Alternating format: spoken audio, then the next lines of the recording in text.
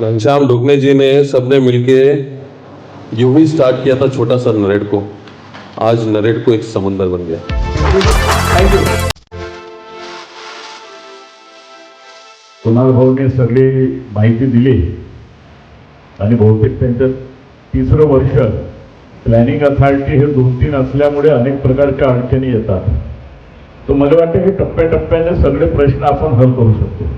तर मी तुमची तातडीने मिटिंग नागपूर सुधार पुण्याच्या सभापती यांच्या दालनामध्ये लावतो आणि त्याच्यातून कसा मार्ग आपण काढता येईल तेही आपण काढण्याचा या ठिकाणी प्रयत्न करतो.